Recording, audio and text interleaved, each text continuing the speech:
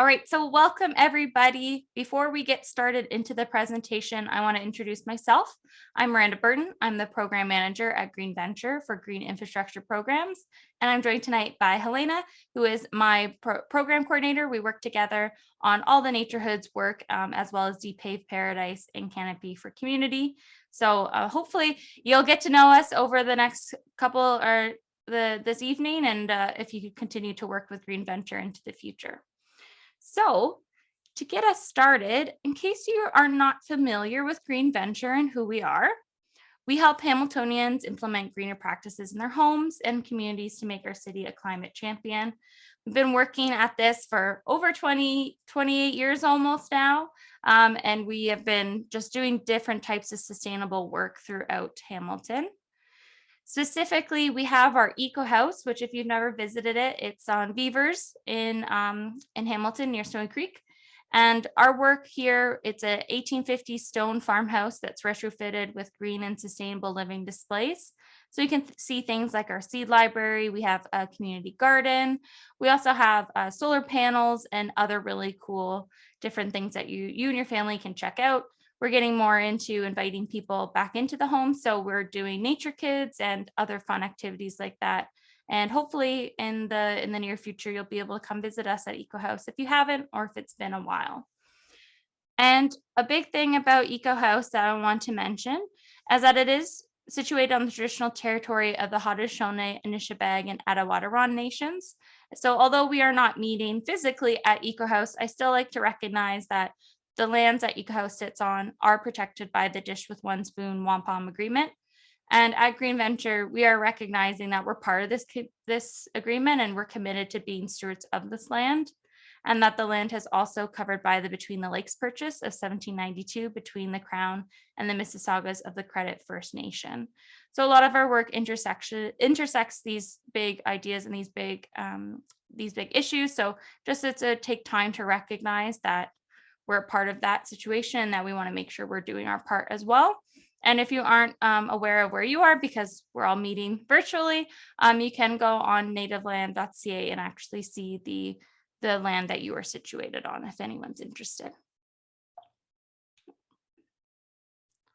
All right, so why we're here today. So we're going to talk about, before we get into the projects that we will be funding through our incentive program, wanted to give you a bit of a background primer on why we do this work and why it's important to us. So really, we need to talk about stormwater and the impacts of stormwater. So back in March of 2019, the city of Hamilton declared a climate emergency. And if you're aware, or if have been heard of, but climate change is forcing us to adapt to extreme weather events. And this includes things like urban flooding. So you may be familiar with the idea that we've had a number of record-setting storms in Hamilton. So at least 2,100-year storms have happened since 2004. So we're already looking at, being really overly inundated with rainwater, and that's leading to flooding in our neighborhoods. And the reason that this can be an issue, or the reason why this comes up specifically in the urban environment as a problem, is when you look at rainwater, the runoff from rainwater in a natural environment, there's about 10% that goes back into the waterways. The rest of it is going into the ground through, as you can see, shallow infiltration or deep infiltration that's restoring the groundwater supplies, or it's being evapotranspirated by the leaves, the greenery, like trees and such. And so what happens is when we have paved surfaces in the urban environment, there's less chance for that rain to actually seep into the ground. It ends up just flowing over very quickly and ends up heating up, but also bringing pollutants with it, and then dumps that into the waterways or goes into our catch basins, which end up in the waterways eventually.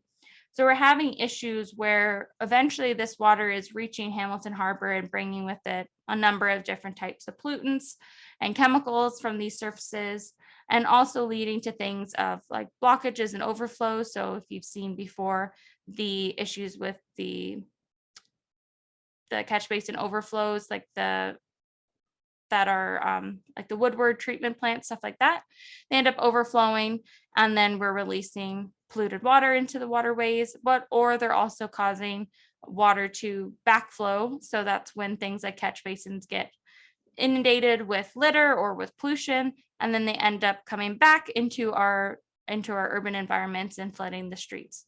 So something to keep in mind that, our systems, our gray infrastructure systems, are really heavily under a lot of pressure to keep up with this growing demand from stormwater and having to also deal with all these different pollutants that are coming in.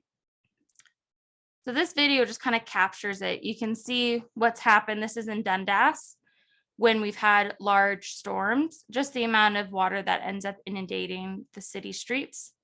But we want to replace those streets, and replace some of that system with these green gardens, rain gardens, with different ways that the water can soak up.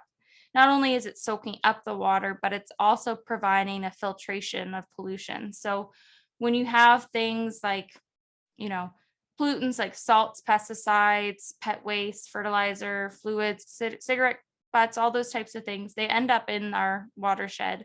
And so by planting more naturalized gardens, we're allowing for a bit of filtration just to stop some of that pollution, but also we're putting less stress and less strain on our urban infrastructure, on the gray infrastructure. So urban flooding is a big issue. It's got environmental implications, economic and social for our community. And so every drop of rain that we are able to divert from the storm sewer, prevent it from going in there via green infrastructure, we're helping homeowners and our community naturally adapt to climate change and become more flood resilient down the line. So it's important not just for us, but when we look at the benefits for both the environment and the economy. And so if you're not familiar with some of the different types of green infrastructure and why we choose this as a way to control and manage stormwater, we've kind of narrowed it down to 3 different ways to look at it. And this is through the Rain Smart communities, through Green Communities Canada. So they have categorized them as slow it down, soak it up, and keep it clean. And these are different ways, like I said, at the lot level from your property, you're able to manage rain in a better way. And a major benefit is cost savings. Like that is a great way that we can just save some money from flooding, issues like that. But also because the storms are becoming more frequent, it's becoming, like I said, more difficult for the stormwater systems to adequately handle the quantity of water flowing. So by slowing and soaking it up on your property, you're preventing it from reaching the city's facilities, which then helps reduce flooding, but also reduce repairs, upkeep, maintenance, stuff like that. And this is the best way to prevent pollution too, by starting at your property. As like I said, naturalization keeps water safe, protects our communities downstream. Other amazing benefits include you can increase property value by having green infrastructure on your sites, improve recreational opportunities. There's more spaces for you to enjoy the outdoors. Oh, there's a little bit of static on my end. Oh, sorry. Hopefully you can all still hear me, but let me know if there is an issue. I'll try to talk closer to the microphone. No, we're good. Okay. Yeah, nothing. Well, I'm not hearing anything. Okay, no worries. We can also reduce the urban heat island effect. So naturalized like green space is a lot cooler than concrete and pavement. So that's a big benefit. And that can just help reduce health issues like heat stroke, but also we can increase air quality and of course make our yards more beautiful. So I'm going to do a quick rundown of some of the different green infrastructure that we incentivize that you can also consider when looking at how to make upgrades or improvements to your property. So starting with rain gardens. So if you've never seen a rain garden, we have some at Eco House and we've done a couple across Hamilton. This is a very popular, probably I would say like the main like flagship green infrastructure project that we do, and that is quite often done across different organizations as well. So they look a lot like regular gardens from first glance. You might look at them on the street, you may have walked past a rain garden and never knew that it was a rain garden, but it's doing a lot of work under the surface to help soak up that water, help capture that water, make sure that it's able to infiltrate slowly back into the ground instead of running off into the stormwater drains. So some key features that you have in every rain garden is you want to make sure that you have a water source. So usually a building downspout. So if you can look at around your home where your downspouts are, you can have those directed into the rain garden. Or if you're someone that enjoys having a rain barrel, you can have a rain barrel set up and then drain it into the rain garden. So if we do have a really heavy storm and you're unable to empty the rain barrel in time to water your plants or your vegetable garden, anything like that, any of the overflow from your rain barrel could go right into this garden. Or if you know there's going to be a storm and you don't need to water your other plants, you could just dump your rain barrel right into the rain garden. So that's the first step that you want to make sure that you have. And then the other part of the second part of a rain garden is you kind of make it like a bowl shape, kind of a shallow bowl shape, where you're able to plant some really like plants that love to soak up water, but also can handle drought. So we've got a plant list that we can share with you once you're ready to get into planting and building a rain garden. And so these plants will really they'll have deep roots, which is also native plants have deeper roots than say grass or other non-native plants. So you know that they'll be allowing that water to slowly trickle down, which is a great way to refeed the groundwater supplies and also prevent water from flooding up in your backyard or in your front yard. And then you want to make sure that you also have a outflow. So there will be times where we have storms where the rain garden will be able to hold most of the water, but there will be some water that's going to come out the outflow. So you want to make sure that the water can kind of, as you can see, high water level there. It can sit there for a bit, but it will soak in within about 24 hours. But there might be a little bit of overflow, and that's okay. We want to allow that overflow to leave the rain garden, and it will leave the rain garden a little bit cleaner than when it entered, or then if it had gone over your sidewalk or your driveway, because the plants will be filtering out most pollutants. So not some harsh chemicals. So if you have to be careful, make sure you still keep your driveway clean, but or in your downspouts clean, but it is a great way to filter if there is any garbage or anything like that. They'll be able to go through and back into the system without much damage to the environment. And we love rain gardens because they are great in terms of not only are they doing all this great work for stormwater, but they're bringing in pollinator habitat and increasing biodiversity in your neighborhood. And it's just a great way to bring nature back into your home. And so if you're considering a rain garden, one way to kind of look at it and figure out if it's right for you is when we look at lawns, front lawns, you have to fertilize them. You have to weekly cutting and watering in the summer. They need excessive water which requires irrigation. Like I kind of alluded to, they have shorter roots. Grass has short roots, which don't facilitate water infiltration. So that's where you'll see a lot of pooling. Again, there's not as much habitat for native wildlife and food sources.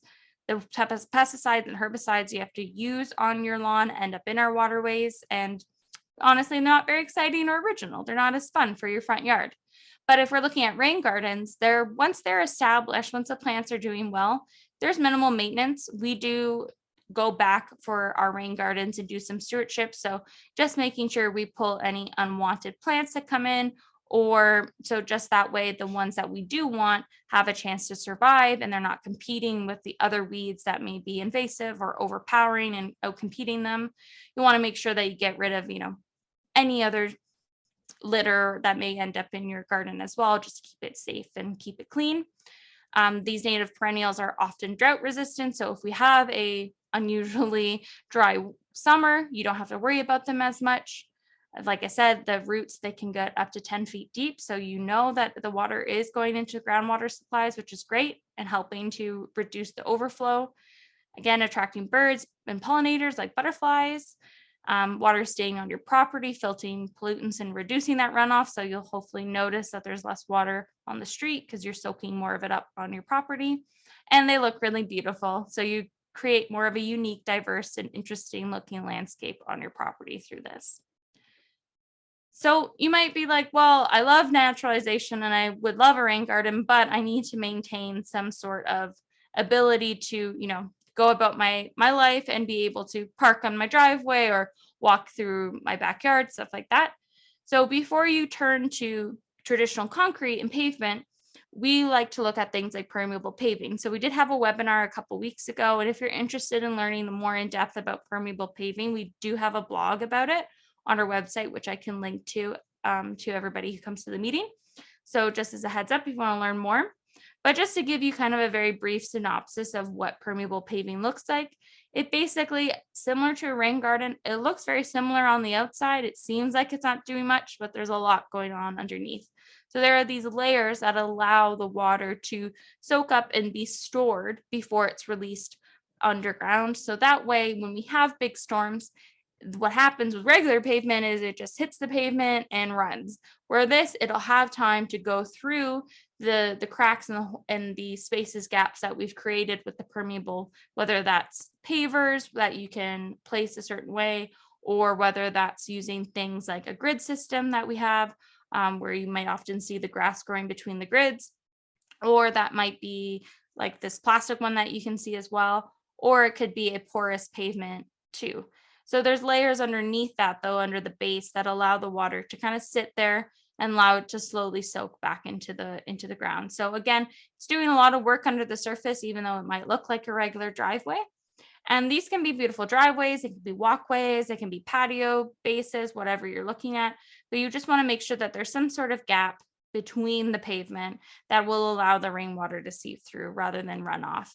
This is also great for you in the summer, somewhere to relax and enjoy, but it's also great in the winter because you don't need salt as much for these, and you shouldn't be using salt on permeable paving as it can block the pores, which then reverses the whole point and process that the permeable paving is trying to accomplish. So this might be a great choice for people who are looking to still maintain some sort of hardscaping on their property, but want to do it in a way that's a little more environmentally friendly.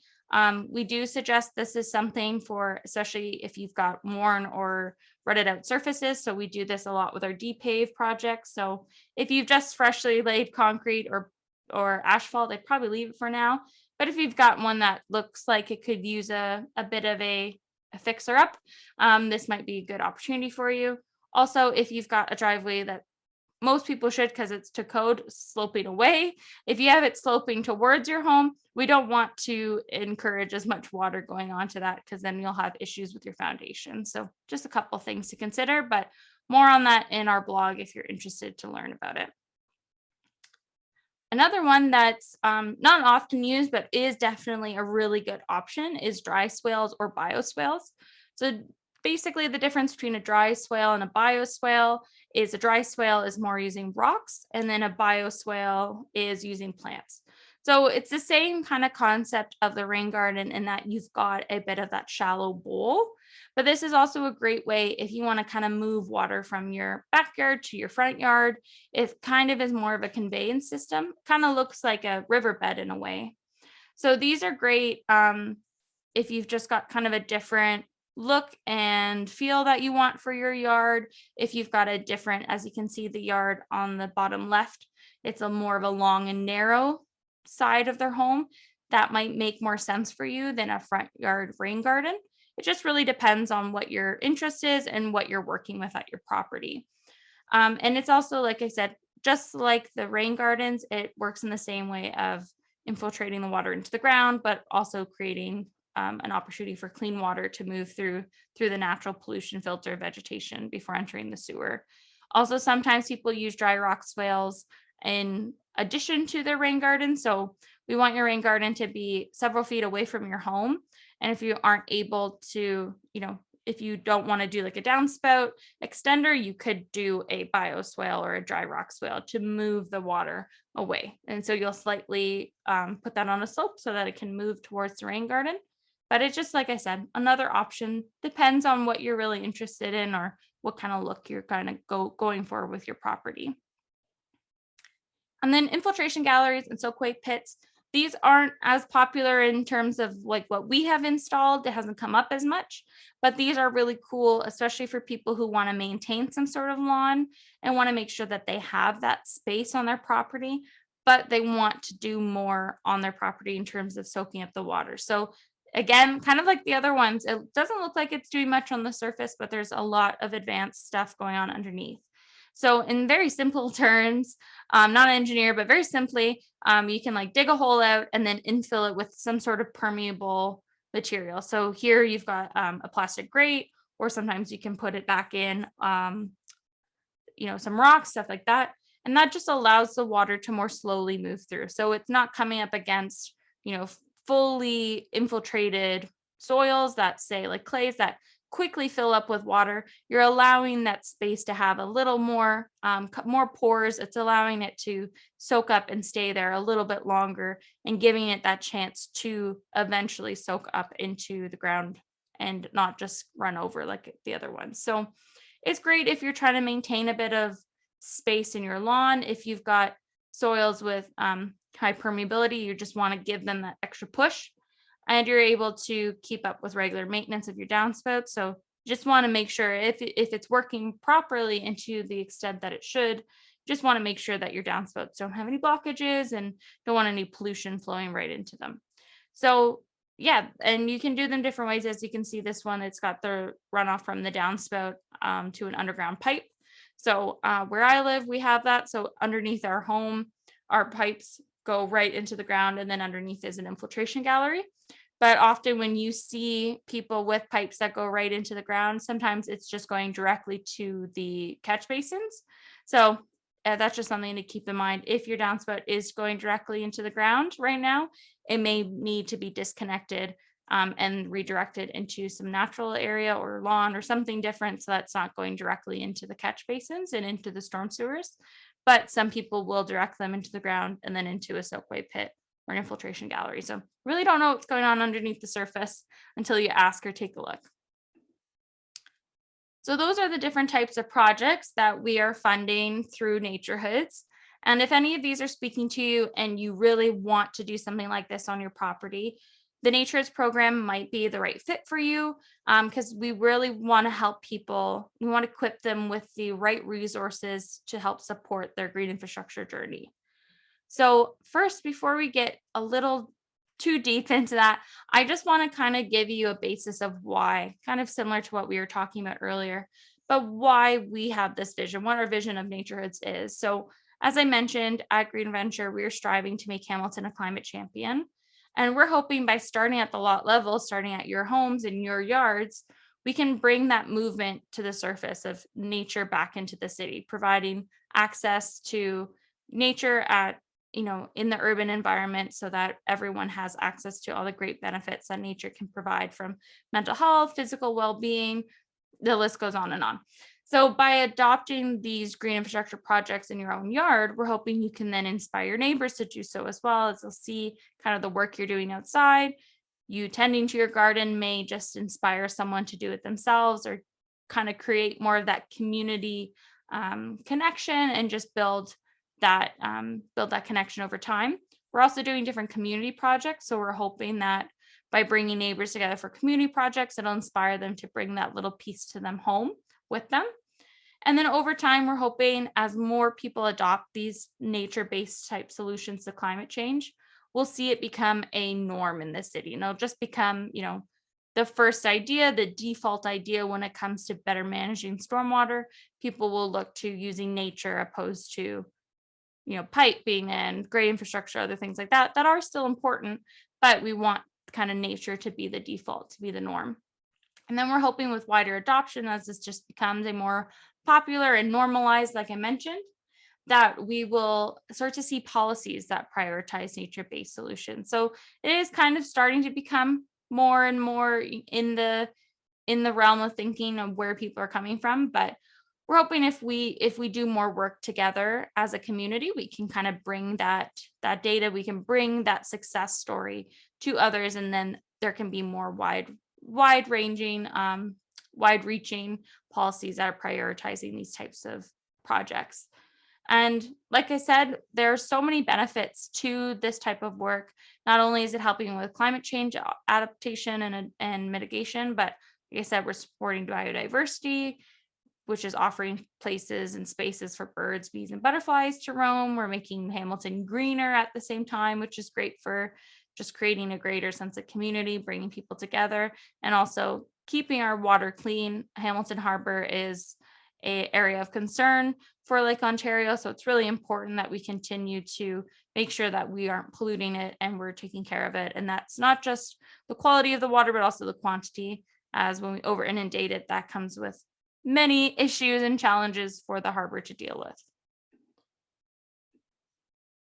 Great. So if this is something I've got you hooked, you want to do this type of work, um, the first thing that we're going to do in terms of getting you on board to growing your NATURhood is attending a design workshop.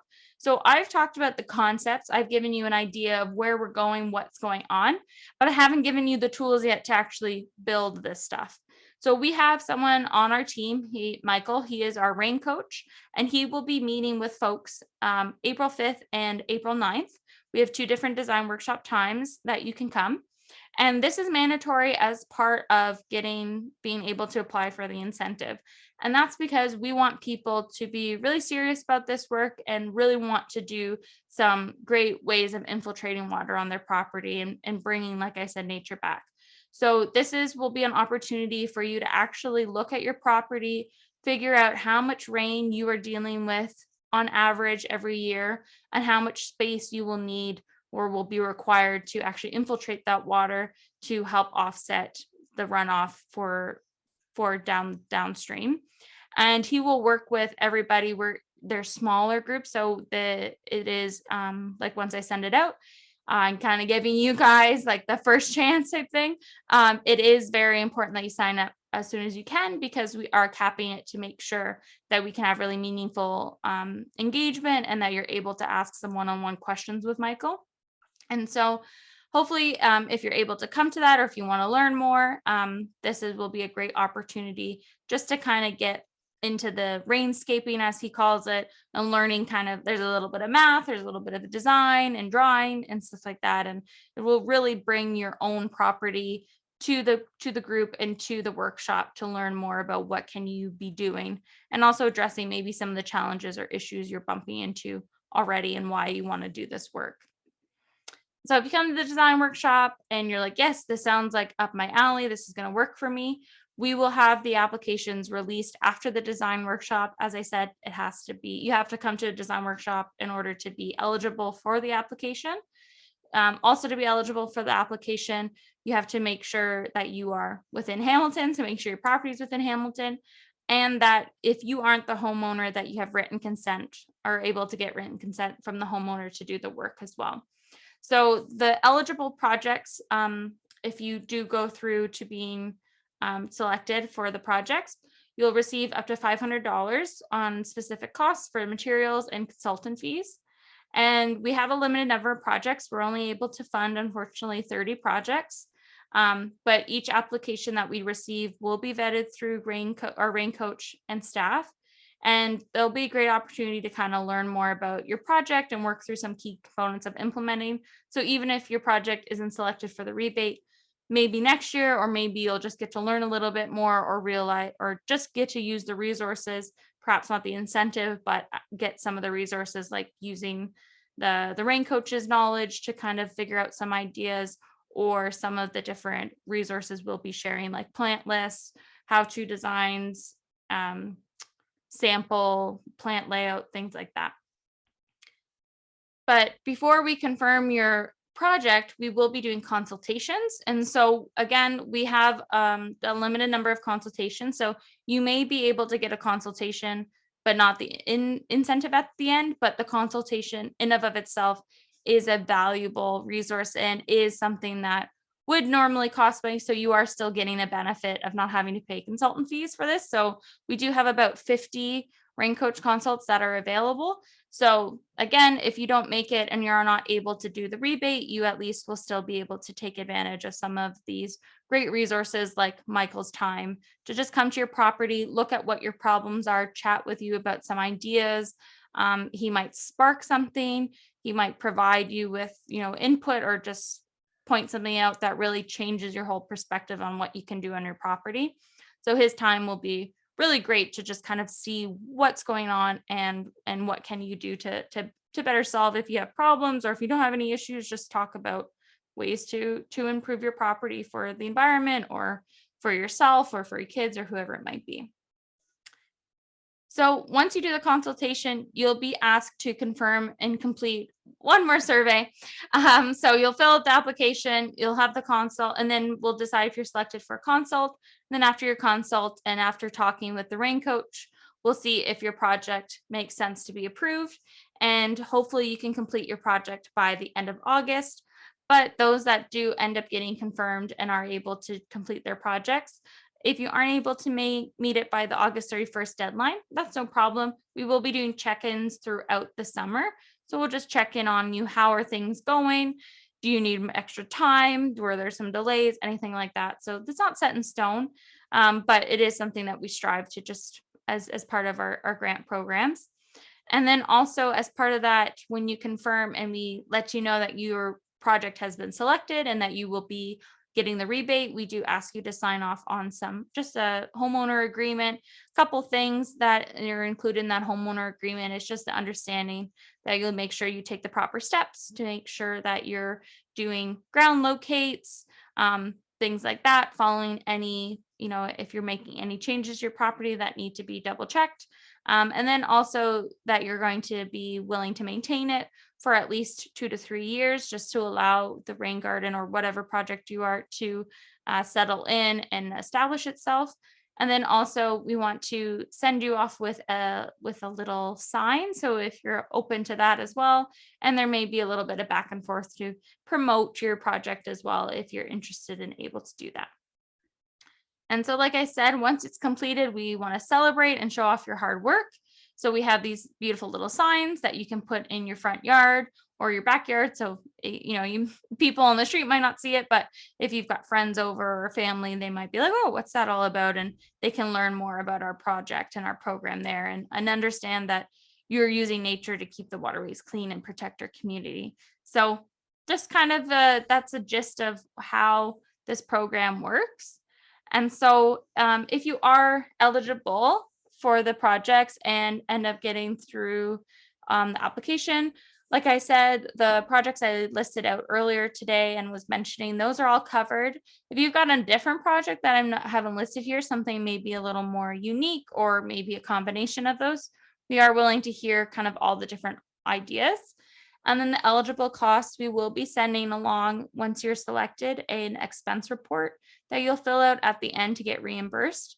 And we will cover costs like native plants, soil, gravel, rocks, and new this year consultant fees. So if you do go above and beyond, maybe Michael's time, because he does have limited time to speak with each person because we're trying to do as much as we can, but he's got limited time and limited resources. So if you end up going to him or another consultant, to do more work or contractors, stuff like that, you don't end up doing the work yourself. You can use some of the $500 to support that. So it is up to $500. So however you want to spend that.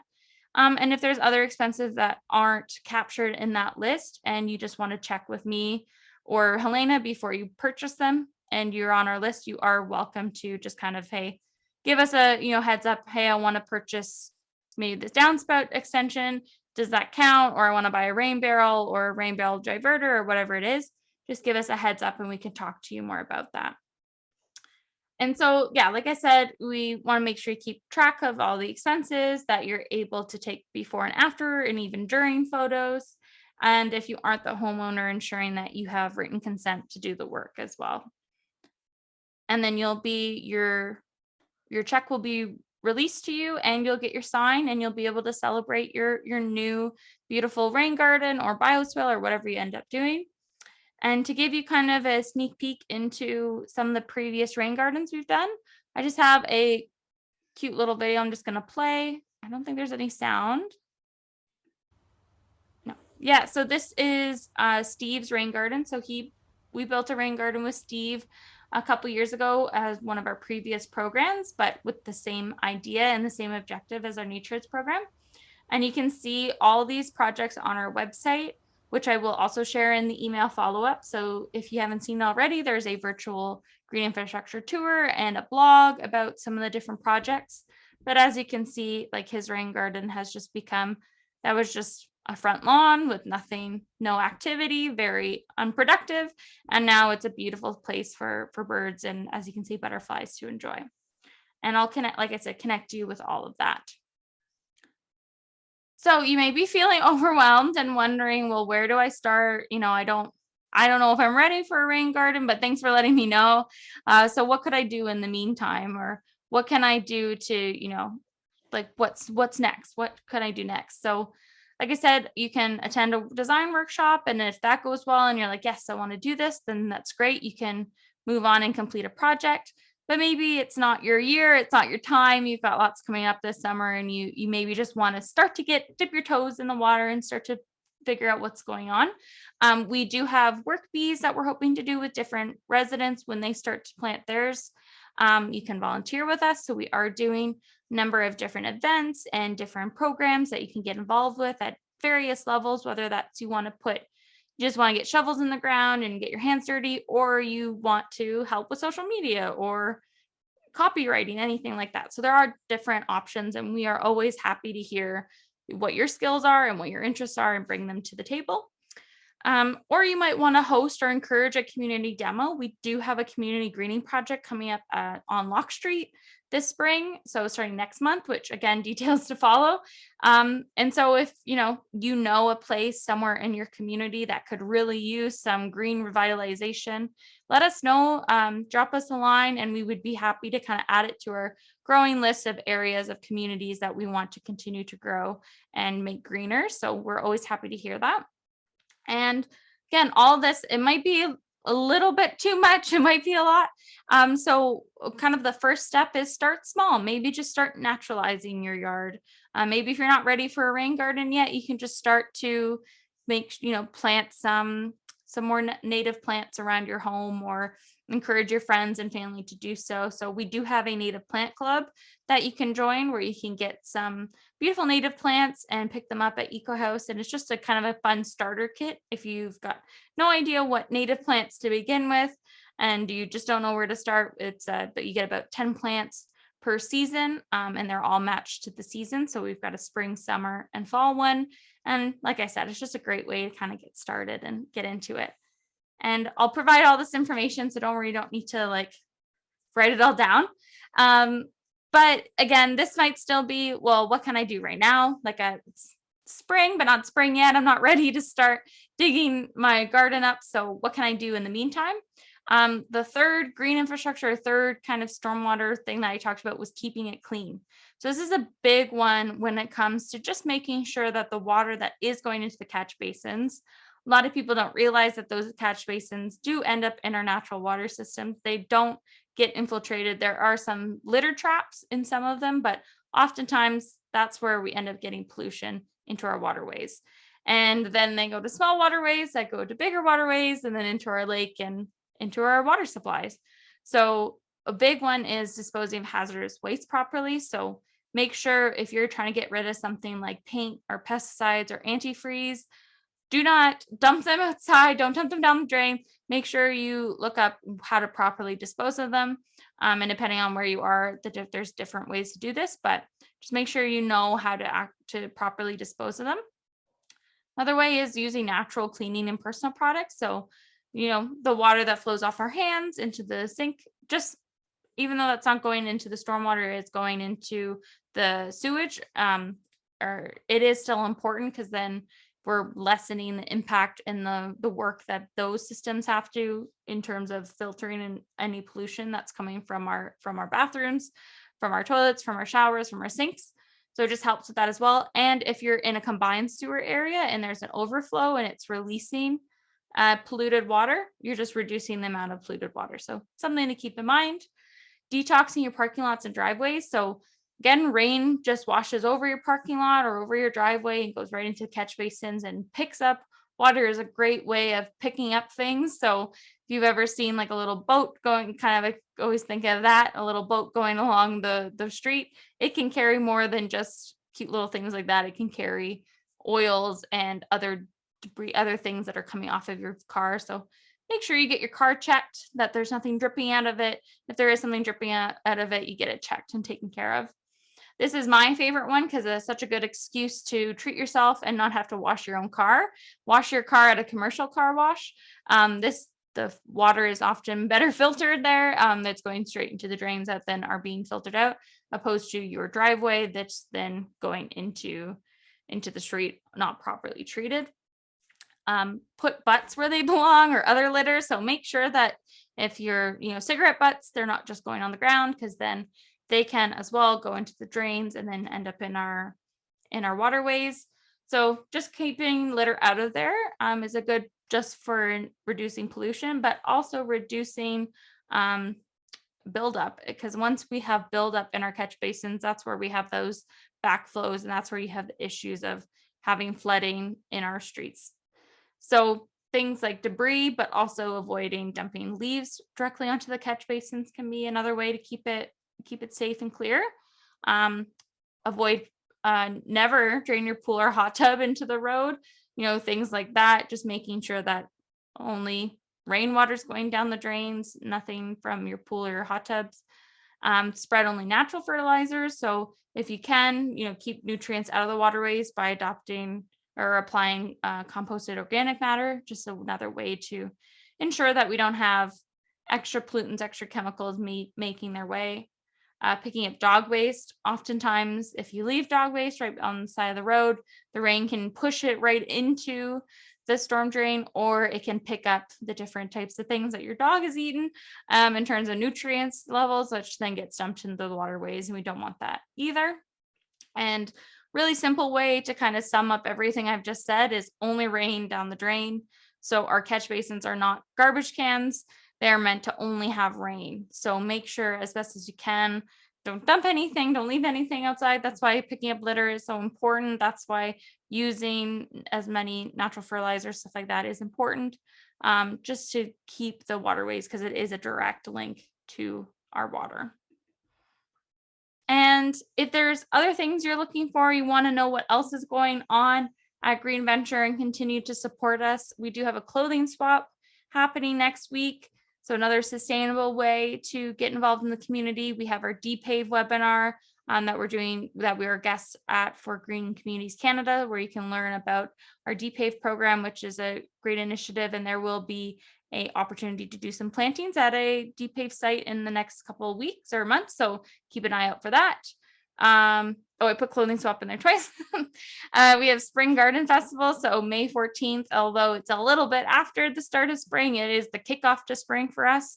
So we will have a bunch of different vendors and workshops and other ways to get involved. And that's where we'll be doing the native plant pickup as well. So if you're interested in getting involved with that, and we'll have a seedling sale for some vegetables and herbs at the Spring Garden Festival too. Other programs that are going on, we've got educational workshops for schools. If you know of any schools interested in kind of bringing in some sustainable teaching into the classroom. Youth Quake, which is bi-weekly every other Wednesday at 4:30. Youth can come and get involved, just talk about sustainability, talk about the environment in a safe place with each other. And like I mentioned or alluded to, we do have our DPAVE plantings coming up. Some other greening projects like at Lock Street, at the St. John's Evangelist Church, and tree plantings that we'll be doing at city housing, and hopefully at a couple other city spots, as well as invasive species removal and some just ongoing gardening around Eco House. And then volunteer opportunities, those are always ongoing. So if there's anything that you want to get involved with, and whether that's you've got a green thumb and you or not and want to help out around Eco House, or if you want to be involved on the social medias, anything like that, or at events, we are really happy to have that and have your involvement and get you in the community with us. So that's all. I've talked a lot. So thank you so much, everybody, for coming out. If there are any questions, please let us know. But one last thing, this project wouldn't be possible without our funders and partners. So thank you to the Trillium Foundation, Hamilton Community Foundation, State of Hamilton, and the Conservative Society, as they make this work possible for us. So thank you so much. I hope everyone can work together to make Hamilton beautiful this spring. And yeah. So if there's any questions out there, I know Helena has added in the chat that the DPAVE webinar will be on the website. But if not, you can check out our social media channels. We have posted it there. But yeah, if there's anything else people want to know about. Yeah, so Hannah, are there any specific wards? So we are trying to prioritize 13, 1, and 2. And so what that basically means is we are going to hold a couple of applications. So if we get inundated with a lot of applications outside of those wards, you may still be able to get the incentive, but there might be just a delay as we want to see if those wards are going to, because there has been a lot of flooding and there's combined storm sewer system issues and just other things like that. We have made priority in that area, but that doesn't mean that those outside the wards can't also have access to the incentives potentially, and also the resources. The resources are free for anybody to use and get involved with. So thank you. That's a great question. If anything else comes up like that, just let me know. I'd be happy to explain it more in depth, but that's just kind of the easy way to explain it. Rain gardens and breeding grounds for mosquitoes. So no, they aren't. If you want to learn more specifically about rain gardens, we have listed some frequently asked questions on our website, and that does come up. People do ask if they can be breeding grounds, and they don't. After a rainstorm, usually only stays wet for about 48 hours, so you shouldn't have too much pooling. It should eventually infiltrate into the ground. It's just more of kind of a holding place that will eventually go back into the groundwater supplies. So you shouldn't have that issue. Someone asked if we already started a project last year and are we able to apply for funding for costs incurred last year if we get approved, or only costs incurred after being approved. So to keep it fair in terms of allowing people to take advantage of the system or of the incentives, we are asking that it be, once you're approved, then the costs are incurred. So if you are doing any top ups or stuff like that, there may be potential to take advantage of the $500 rebate, or have the consult, stuff like that. I mean, we are happy to see people who have already done work, but we do want to kind of make sure that it's open to everyone. So just as that idea, hopefully it can be any costs that have been incurred after you've been approved, just to make sure that it goes through the way that we have set up the system and we've set up the incentive program and through our funding that we're getting through grants. Someone asked, will there be a follow-up email? Yes, I am going to send an email with the details of the design workshop. And yeah, if you need and want to learn a lot more and need all the help you can get, it's going to be a great opportunity.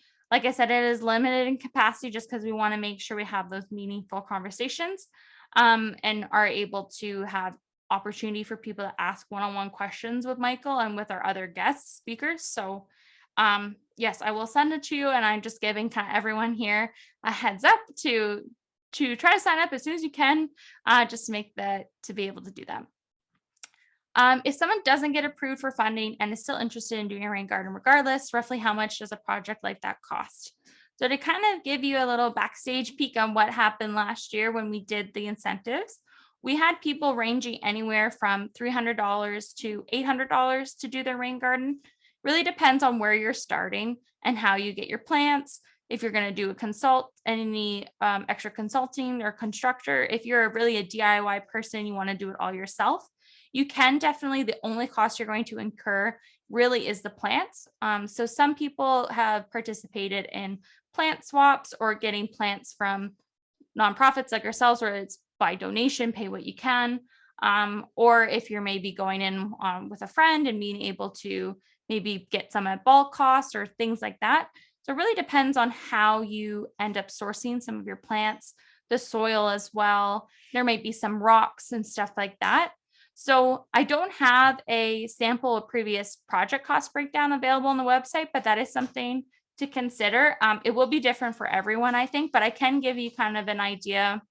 If you're buying plants, say from like Ontario native plants, you can look at, how much those plants cost per unit. Or like Helene has mentioned, like there are resources on Facebook for people who are willing to split their plants. So you may have a neighbor or connect with someone over Facebook that is willing to split some native plants and share it that way.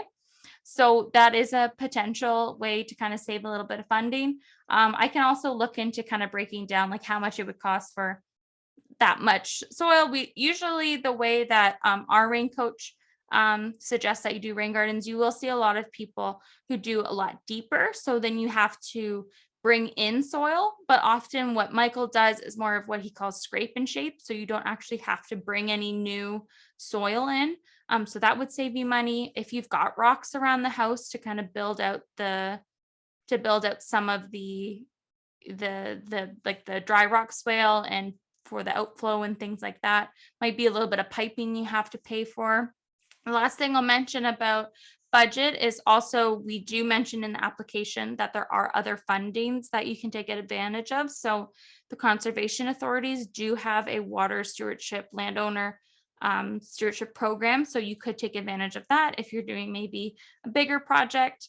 Our project is really to spark ideas and get people started, but sometimes there's bigger projects that people want to infiltrate even more water, and they can go through that portal.